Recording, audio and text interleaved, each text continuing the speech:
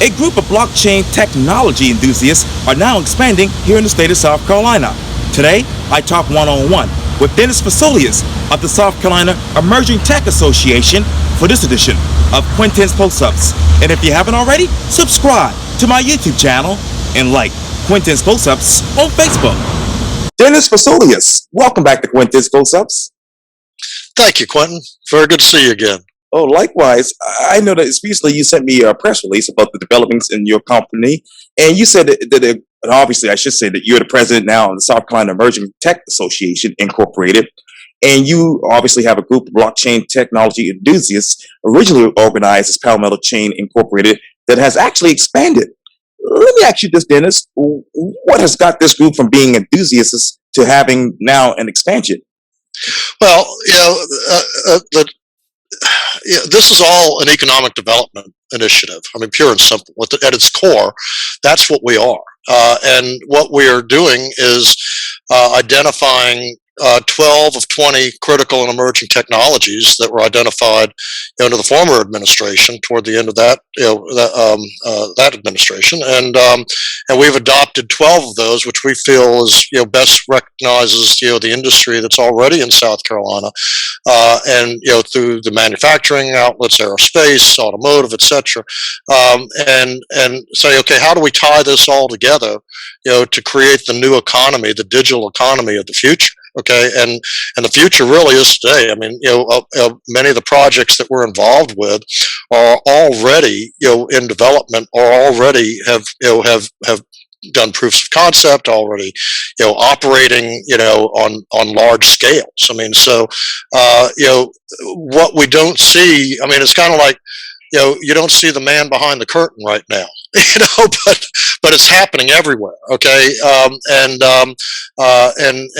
the process, that really is driving all this is the development of Bitcoin as basically the software that disrupts third-party financial transactions. Pure and simple, and it replaces centralized networks with decentralized networks. So, anytime you spread, the level of and make something more decentralized, you provide, more governance, across the board, to more parties, and so consequently, you don't have central locations where things can be changed, or that that can be arbitrarily intervened with, or attacked, for that matter, from a cybersecurity standpoint. So that's really where we're going. I mean, and we've been basically in a race for the last 3 years with other states in the country, to define, the cryptocurrency industry in this country. We have 4 or 5 different federal agencies all kind of vying for control, but the Commodities and Future Trade CFTC declared Bitcoin and cryptocurrencies a commodity, which put it into the state's purview to regulate as an asset, basically as personal property. So Wyoming took the lead, and basically has carved the trail. Nebraska and Texas have recently enacted legislation, that follows their what they've done, and on the flip side of that, South Florida has just completely. I mean, Florida as a whole is embracing crypto, just because they recognize that it's an economic development play, and I mean, they're selling naming rights to the Miami Heat Stadium for under $35 million to a 3-year-old company. It was founded by a 28-year-old Harvard graduate. I mean, so if we don't wake up and understand that there's a fintech revolution going on in this world, South Carolina is going to be left behind. So our initiative really is to say that we need a statewide technology policy that embraces fintech development. And because, I mean, we're talking about the financial, basically financial transactions. I mean, the thing that affects everything that we do. So if we simply look at vertical industries like aerospace or automotive or manufacturing or additive manufacturing, whatever the case may be, if we ignore the fact that the financial transactions that will govern those future processes are probably going to be done, with a cryptocurrency element, whether it's a stable coin that represents a true USD or $1 treasury note, if you will, or Bitcoin, as a final settlement currency. That is why we talk about the Internet of Money, because money is becoming programmable. And programmable money means that you can have if-then statements that trigger a payment.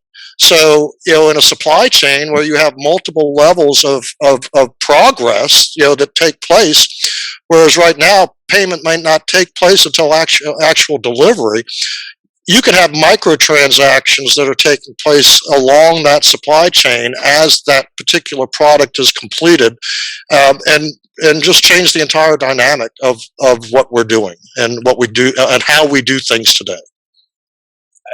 I know I'm probably going ahead of what you're trying to say, but let me ask you, where is the Fintech Revolution here in the Tri-County?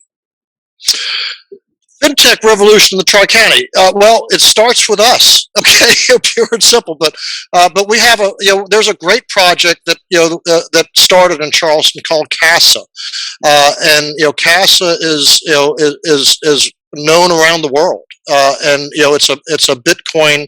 It's basically a custody service that allows you to hold small or large quantities of digital assets with multi-signature wallets, so that I mean, one of the big concerns about digital assets is that you have potentially personal custody. It's one thing to have perhaps one Bitcoin or one Ethereum or something like that as a personal hot wallet, but if you're a family office or a corporate entity, I mean, you're not going to hold 1,000 Bitcoin on a cold wallet that you throw in the vault. Okay, so you have a service like CASA, that has developed and become a mainstay in the in the marketplace of how to maintain custody of your assets. We have another project that has ties to South Carolina that is part of it, but sort of tangentially in identity, virtual identity. And my co-founder Gordon Jones is working on a project at University of South Carolina, that actually originated out of the class that he began teaching there. He was they began an introductory to blockchain program there, and they're developing a virtual identity, basically an identity wallet for your credentials.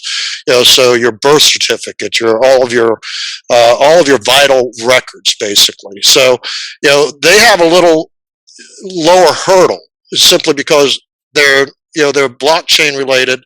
They don't have a cryptocurrency associated with it at this time. But so consequently they don't have the same hurdle for fintech, for financial compliance issues from that standpoint. But so we have development going on. I mean, up in the Raleigh-Durham area is very hot right now. A company called Lolly is based up there, and Lolly is basically a buying service. I mean, if you want to get into just basically just accumulating a little bit of Bitcoin, we call it stacking sats. Associated is the smallest increment of a Bitcoin. But you can sign up for Lolly. Basically, you can go to their website, sign up for Lolly, and and choose any number of services and vendors that you normally use. Bookings.com, airfares. I mean, Hilton, Food Lion. I mean, you can shop at Food Lion and earn Bitcoin, as part of your process. So it really just kind of becomes a way of life in that regard. But we have a number. I mean, there's quite a bit going on. Up in the upstate area, also, we have another identity project, that caters specifically toward distilleries and for breweries as a customer rewards program, and they have an option of adding a cryptocurrency at some point or another. So, that's we have, a lot of this was driven by the fact that you had large, potentially large Bitcoin owners. Okay, one of the biggest projects we have going on right now in South Carolina is we have an operations center for a mining, one of the largest mining companies in North America, in Columbia, South Carolina. But one of the problems we have is they don't have a location in South Carolina specifically that's actually operating as a data center. They have operations in Georgia, in North Carolina, and in Kentucky. And the reason that they don't have an operation center in South Carolina, or they only have an operation center in South Carolina, is that our electricity rates are just not quite competitive enough to attract that industry based on retail rates. I mean, pure and simple retail rate cards. Okay, so, and we don't have a bulk a data service or data center rate. So that's one of the things that we're working on, behind the scenes also, with our initiative as an advocacy program, so that we could attract more fintech companies to South Carolina. One of the other features or positions that we're advocating for is actually a fintech sandbox that would be administered by the state, so that it basically provides safe harbor for groups that are developing financial technologies to locate in South Carolina. And and we have one of the biggest development areas in the country going on right across the border in Charlotte. If we have a fintech sandbox, they don't have one in North Carolina. They don't have one in Georgia. But if we create it, we may be able to take those businesses and bring them to South Carolina. And actually, create that fintech development core that right now is here, but it still just hasn't taken off. I mean, we're the ignition for the flame, in my opinion. Wow. But then, let me ask you this, Dennis. What are those promises emerging from the so-called Industry 4.0 revolution? Well, Industry 4.0. I mean, just as an example, in an aircraft part supply chain. Okay, one of the that's the highest ticket item, for orders, for a part, basically. Average cost per item there, my understanding, is somewhere around $5,000 to $6,000 a piece. Okay, so big business. That business is being developed by a group that has South Carolina roots. One of their founding partners is from the Charleston area. Their other founding partner is very familiar with the Charleston area. I mean, and they were a Techstars, Air Force Techstars startup last year during the pandemic. Refined their product. Pivoted into healthcare, because what they do basically is on-demand. Basically, they can reverse engineer any part or any item. Okay, create a digital twin of that item. Guarantee the authenticity of that design to a remote location. That is basically set up to do additive manufacturing and 3D printing components. Okay, and that part can be printed, in a remote location, within minutes of order. So I mean, given the complexity of the part and how long it may take to actually put it all together, and the different areas, I mean, it could take days to complete that process. It could take a week to complete that process. But we're talking about a process that, under current, I mean, basically the way it's done now, okay, that may take months, to get the part completed and delivered to to the location. And I mean, these folks did their proof of concept 4 years ago with an actuator on the flight deck of an aircraft carrier. So they've got patents to manufacture on the moon. Okay, so this is heady stuff. I mean, and we're really talking about changing the way that we think and reinventing our supply chains, reinventing the ways that we understand that our financial transactions take place, while trying to integrate some of the better features of how our financials currently take place. I mean, there's a lot of resistance, or a certain amount of resistance, as people understand the technologies. I mean, peer-to-peer transactions for payment, as an example. I mean, I mean, I trust you, you trust me. I send you a payment, whether it's a digital currency that represents a dollar or Bitcoin, whatever, it doesn't matter. Okay, but if something goes wrong, I have to rely on you to send me back that money. Okay, so if there's an error made, those transactions are not necessarily reversible. But those are features that can be changed, or that can be added to other types of currencies. So that if you prefer to use something like that, then then you could do so. But I mean, there's actually legislation being filed in Congress right now, or there's discussions at this point on certain transactions being reversible. It really makes the true cryptocurrency advocates cringe to hear that. But the reality is, there may be a need for that, for once we get to a point of complete of adoption, where it's everybody is using cryptocurrencies for some purpose or another, or they're but on that side of the discussion, we're having, we had the first sovereign nation declare Bitcoin legal tender. Just within the last 2 weeks, the country of El Salvador has passed legislation and announced a transition plan, to integrate Bitcoin into the financial network. And it's not saying that you can't take dollars, I mean, and it doesn't say that you have to take Bitcoin. I mean, nobody's being required to do it, but I mean, I think it's somewhere around 30% of their GDP is remittances. I mean, people sending money back and forth. Okay, I mean, by employing Bitcoin for certainly small transactions, I mean, you allow people in this country, to send money back to their relatives in that country with little to no fee.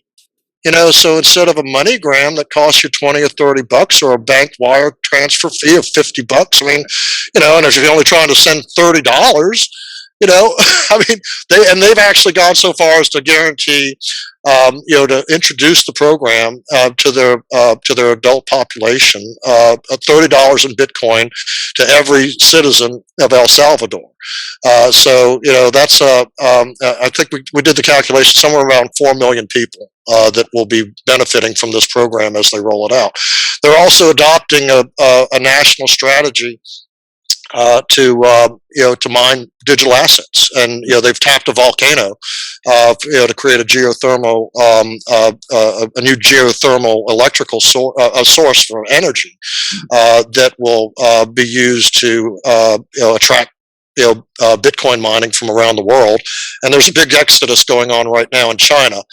We have a short-term opportunity to capture some of that business here as well. But obviously El Salvador is ahead of us in that regard, certainly ahead of us as a state. You know what, Dennis, let me ask you this. In speaking with you about your economic development initiative, is a higher level of efficiency and productivity also promised? Oh, absolutely. I mean, when we're talking about displacing third-party intermediaries, okay, obviously third parties are the things that become automated in our in our future economy. Okay, or the new economy, if you will, the industry 4.0, the internet 3.0, the internet of money. Okay, so yes, I mean, the efficiencies, you know, we'll have to teach new skills. I mean, certain people will be displaced. Okay, or retire or take early retirement. I mean, at the I mean, potentially at the government level, at any major enterprise level. I mean, you could certainly, probably look at an efficiency level of probably 20% of the workforce that will transition out over the next 20 years and may not have to be replaced because of automation. And that's pretty significant. So, and it could be higher than that. Right. And that brings me to my next question. What companies are ideal for solution development? Solution development. Well, obviously, we should all know, you know, we should all be learning how to code in some manner or another, okay? Because, or at least understand, a level of it. I mean, and because you're going, I'm 65, so I have a little bit different time horizon than you may have. So over the next 20 years, I'm less likely to participate or just be a beneficiary, if you will. But I'm not going to necessarily be looking for business. I mean, to go out and become a programmer, but at the same time, there are networks being developed right now. The most popular right now is the Ethereum network, which is the second largest cryptocurrency company. It's got the largest group of developers that are associated with it. The Bitcoin network also is developing different levels, additional levels of protocol, for both payments, more faster payments and for smart contracts. Okay, so obviously, learning the processes and that part of the coding that's associated with that. That's all in very high demand right now. I mean, there are huge job opportunities in this field. Everybody's hiring. Pure and simple. We're looking for people to help us with a membership drive. There's the developer community, company like Horizon, which is it has one of the largest networks in the world. Which and to backtrack on your previous comment about companies, not necessarily Charleston, but in South Carolina. Horizon was actually founded in South Carolina by one of its partners, Rob Viglione, who was a PhD candidate at the University of South Carolina McNair Institute. And he just successfully was the first individual to complete his dissertation and defend his dissertation in cryptocurrencies with a PhD in finance from University of South Carolina. And Rob is on our advisory board. They have created a side chain technology off their main chain. Their currency is called Zencash, and it was designed with privacy in mind from the beginning. And they have the largest network, distributed network, decentralized network, if you will, of 40,000 nodes in the world, and they basically have built a world utility, for big business, big government, enterprises, hospitals, your major players, okay, to operate on and operate behind the main network, okay, so that they can maintain private transactions, but something shows up on the main network that says something took place. And if you have the right, authority, then you can find out what took place. But if all you need to know is that something took place, something took place. Okay, so we can't really be expected to adopt as businesses this technology if everything is going to be completely transparent.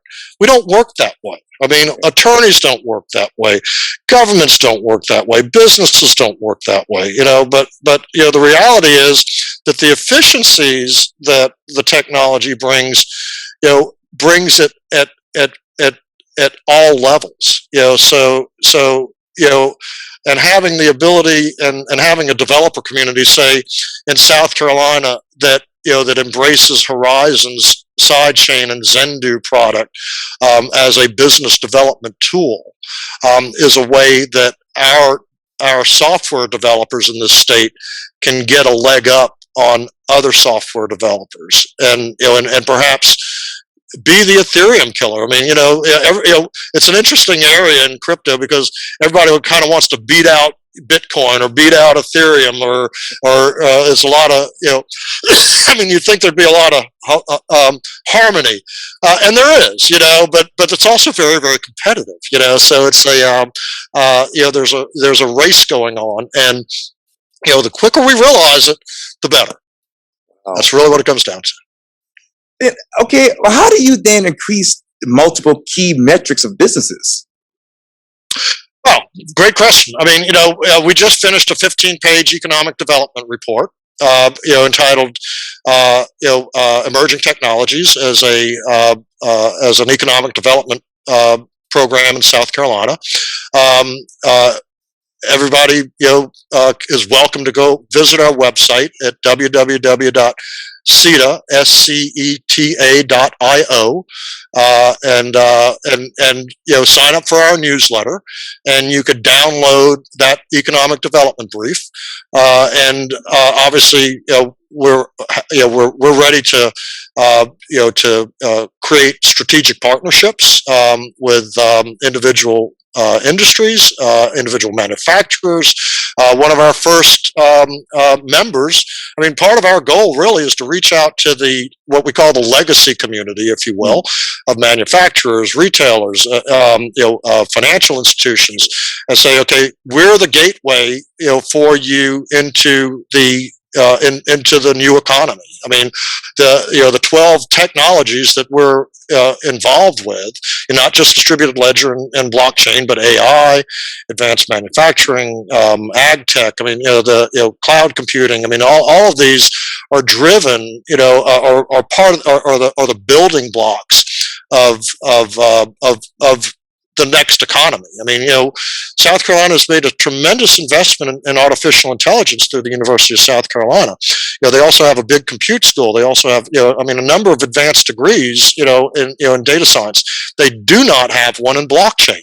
Okay, so and that's an area that we recommend, they very seriously explore, and not just University of South Carolina, but all of our major institutions. I mean, the HBCUs. We have a program that we're developing internally. That has been. I mean, it's actually been introduced. Into an HBCU in South Carolina, that has proven that it would get jobs. I mean, it's not a very long program. It's about an 8-week program, but it gets jobs in this business. So, that's the type of thing that we can bring to the table, and we also bring to the table, a network of professionals from around the world. I've spent my last 3 years going to conferences around the world in this business and understanding and meeting the players, okay, so that I can bring the best people to South Carolina and introduce them into this community. I mean, and just to dovetail off of an example of what we're bringing in, one of our first new members is a local distillery. And as we're talking, Stripe Pig Distillery, you might want to, put her on the list at some point or another. But we're discussing how we integrate blockchain into her business. From the production of the yeast that she uses for her product, to the end product that's actually bottled and sold to the individual, and how they can track that, track the production of that, or we're using NFTs, non-fungible tokens, to promote a new brand, an artwork that might be associated with that new brand, or a special limited edition whiskey, that might come out. NFTs are a huge new area that's really mushroomed in the last year, getting a lot of attention in the art area because of one of our local artists, goes by the name of Beeple, is the third highest living artist, to sell a painting at Christie's, for $66 million. Okay, so what's the economic impact of that on South Carolina, just from an individual tax standpoint? We don't want to ignore this type of thing, and just kind of get it as a bypass product, because people are interested in developing applications in the state. We want to go out and embrace it, okay? And we want to be a hotbed for that development, and that's really what we're trying to, obviously by crafting a statewide technology policy, that incorporates a very general regulatory environment to define the cryptocurrency industry in South Carolina, and protect software developers from and basically giving software developers free speech rights. I mean, that's one of the platforms for our legislative agenda. We're also trying to put our politicians on the same par with national candidates. I mean, you can't make a contribution in a digital asset to a state for a state office right now, but I can make a contribution to Tim Scott or Jeff Duncan in upstate. He's a member of the Congressional Blockchain Caucus. He was the first candidate to accept cryptocurrencies in the state as a political contribution. But I can't make that contribution to the governor or to any state official right now. So just familiarizing those folks with the fact that, I mean, the statute says anything of value. Well, right now our statutes ignore the fact that we have $1 trillion asset class as a financial network called Bitcoin, and a total asset class that's been as high as almost $2 trillion. Okay, and we basically, we're just ignoring it. I mean, that's really what it comes down to. We're not paying attention to what is going on in the rest of the world, and maybe it's just because we don't understand it. Maybe it's because we don't. We've got a lot of distractions. Certainly at the legislative level. We've had informal hearings, as part of our legislative program. We were scheduled for a first hearing in February of last year with the Senate Banking Committee. We got bumped because of Santee Cooper and the sale of Santee Cooper, but now that's come back around. That's one of the biggest benefits that we have, is the fact that now we have a state-owned utility that we have to figure out how to make that profitable and how to make it work. Okay, and energy is a huge sector, for disruption. The energy management companies of today, Dominion and the production companies, etc., are going to be the energy exchange companies of the future. And what we did last year, we pivoted it into, that particular discussion and created a one-page brief, that talked about what is the energy company of tomorrow. We call it the ABCDs of energy, of the energy initiative in South Carolina. But think about that. We are an energy producing state, okay, at multiple levels, whether it's natural gas, nuclear, hydro, okay? We produce energy in the state, and we're not competitive with our neighbors. South Carolina is not competitive with North Carolina, Georgia, Tennessee, or Kentucky. And they're getting the business and we're not. So I want to ask you this too. Since obviously your company is an economic development initiative, can you have both IoT deployment and A1 implementations? Sure. I mean, and IoT is, let's an example of IoT. Okay, let's just say that just in the healthcare business, and with the pandemic behind us. Okay, if we have 100,000 thermometers, taking temperatures in China, and all that information is being transferred into a centralized database or into a database, okay, for determining, what level of infection, is being created. How do we know that's actually authentic data? Okay. What's the trusted third party that actually says that? Okay, that may be obviously that's part of the blockchain, and how that is verified. Okay, so that we know we're getting 100,000 correct readings. Okay, and again, whether it's aircraft parts or we're just talking about data. How do we establish that data is authentic data and actually coming from a trusted source? I mean, that's part of the problems that we have right now with cybersecurity. And our cybersecurity networks, have defaulted to the point where they don't trust anything, that's trying to log onto their network. I mean, it's if you try to get into we had an instance last year where we were bringing in a defense contractor for one of our events, and it took almost 3 days for us just to get a photograph transferred back and forth. So it's, for certain things it can be cumbersome. It's certainly the current tech stack. So we're really talking about a total, really a redevelopment of our tech stack at multiple levels, so that we get rid of the inefficiencies of basically the existing network. So, IoT is just, really, I don't mean to minimize it at all, but it really is talking about multiple sources of input that are being captured, and that data is occurring in real time fashion, and you have user interfaces that are able to, to monitor that data and use it to make decisions that you can't make, without it. Much quicker, because you're gathering it up, in a more complete manner rather than trying to analyze all that data, individually. So, it's Boeing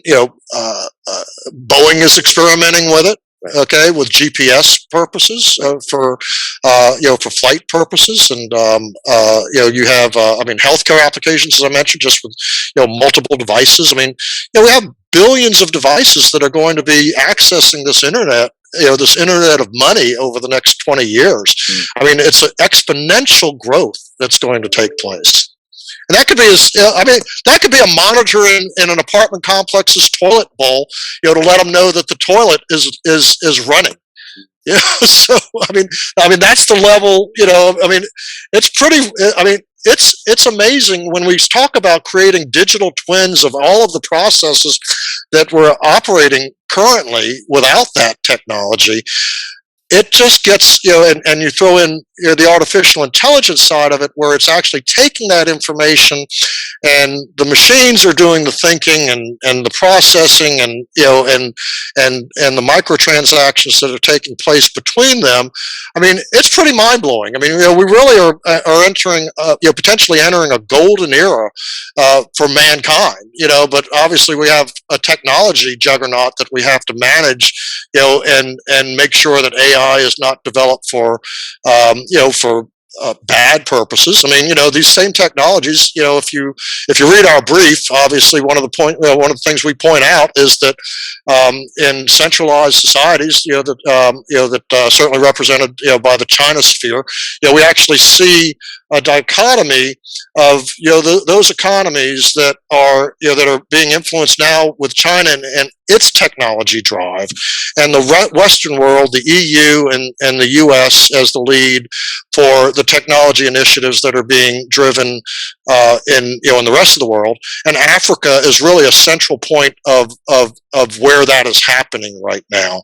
We have whole countries that that are being redeveloped because basically they're just jump started into the future. You have remittance concerns there, right, where it may cost you more money to pay your electric bill than your actual electric bill costs. Okay, so bringing banking, I'll bring that back home for a second. Okay,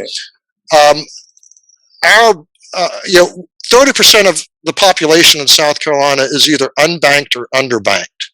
That's an FDIC statistic. I didn't make that up. Right. Okay, so 30%. We have a 1.5 million people in this state, of 5.5 million. Okay, that are either underbanked or unbanked.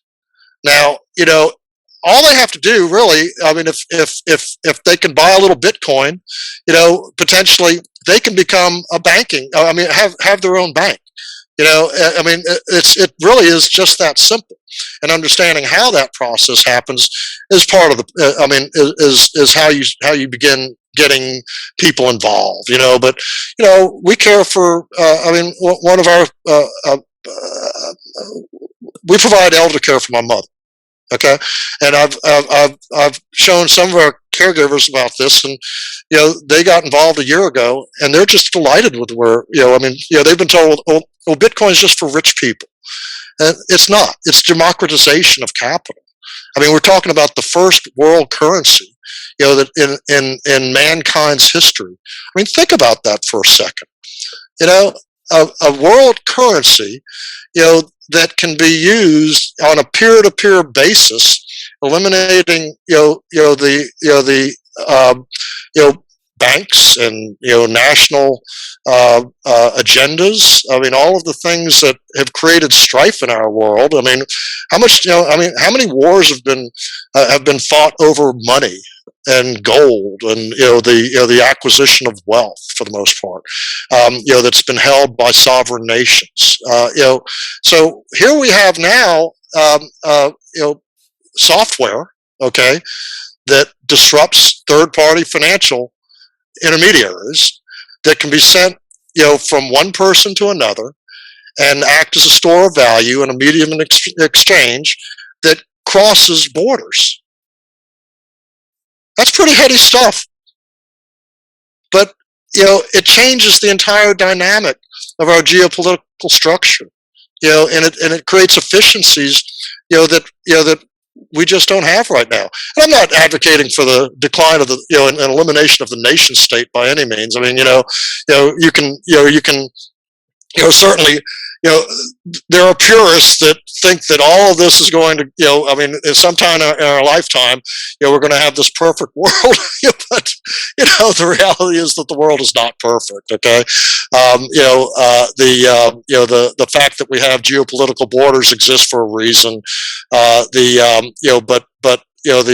ability for nations to regulate, their, I mean, and just print money. I mean, Jerome Powell is on record, Right. the chairman of the Fed. I mean, we can print as much money as we want to print,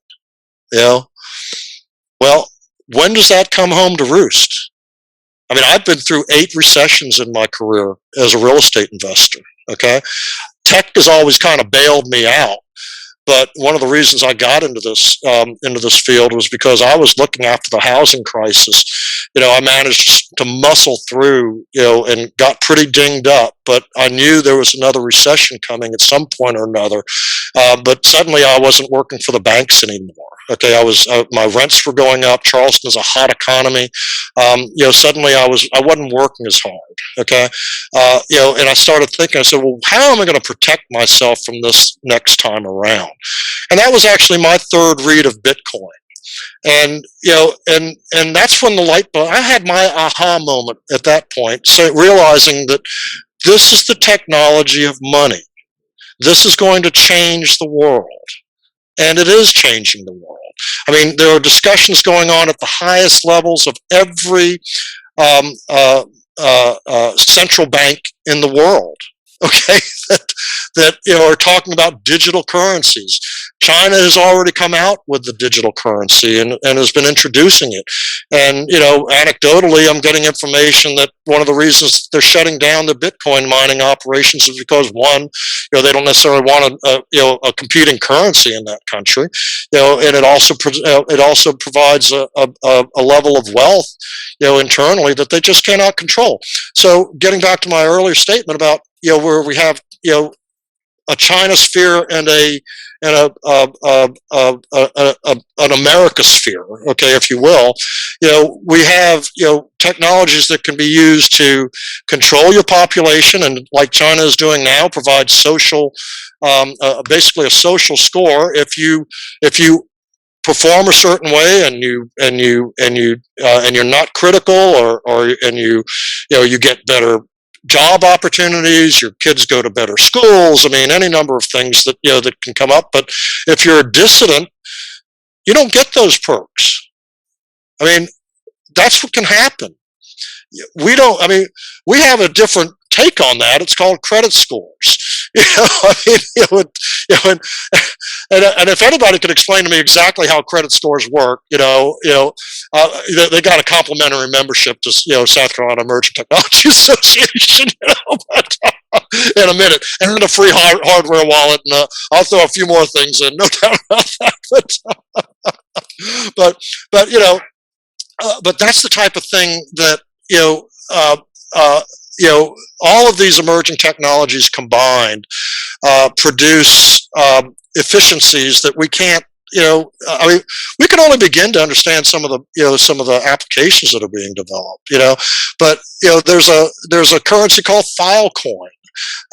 It's a decentralized storage. It's a currency that allows for decentralized storage. Okay, and by decentralized storage, what I mean by that is that you have multiple nodes in a network, and pieces of information can be stored in different locations. Okay, so if you think about storage today and Dropbox and your major platforms like that, basically they have a big data center. Everything is stored in one location. It can be hacked. Okay, it can be. We haven't had a big hack of one of those. I probably shouldn't say that. I'm sure there's so many hacks going on. I certainly could have missed something, but I mean, they are the targets because of centralization. Okay, anecdotally, we got information that that Chinese interests were buying up a lot of the Filecoin currency because they saw it as a way to compete more effectively against American development, for cloud storage, if you will, and because it's a decentralized platform. And that decentralized platform means that if I have a book that's on a bookshelf in a library, I go to that library and I go to that bookshelf and I pull that book off the shelf, and that's the book, right? Okay. In decentralized storage, I can have a chapter stored over here. I can have a few sentences stored over here. And it all when I call it, when I go for that book, it brings it all together. Okay, so the security of that network is substantially more, just from a design standpoint, than the security of centralized networks. So that's where we really. I mean, obviously, we have to recognize why our competitors are going after this technology and recognize it earlier than we are, so that we understand how we integrate it and how we protect it also. And quickly, in 30 seconds, I have to run, unfortunately. But let me ask you this. How much data will you have for A1 solutions? Oh, you can have terabytes of data. I mean, just think about autonomous vehicles, how much data they actually create. But let me ask you a question. To wrap this up, I mean, what's going to be the bigger economy in the future? I mean, we have the U.S. economy, which currently dominates today. We have clearly stated agenda from the Chinese that they want to take over our seat at the table. Which one's going to win? That's the big question right now, okay? And I'm going to tell you what the answer is. The internet. The internet of money is going to be bigger than both economies together, because that's what it represents. So it's huge. Huge. We're huge. We're talking, the enormity of of what's going on, is really, a very difficult area for a lot of people just to wrap their head around, but it is going on. And, and the sooner we all have our aha moment, the sooner we are all jumping on board and realizing that, we're entering a golden age, and let's learn the skills and the ability and understand, the challenges ahead, so we can benefit from it. And I'm going to continue this conversation with you in the fall, I hope. But Dennis Fassuliotis, thank you so much for your time. And again, welcome back to Quintins CloseUps. Quintin, love it. Thank you so much. Appreciate you having us. Yeah, anytime. CETA.io. Oh yes, that's right. That's right. Thank you. Okay.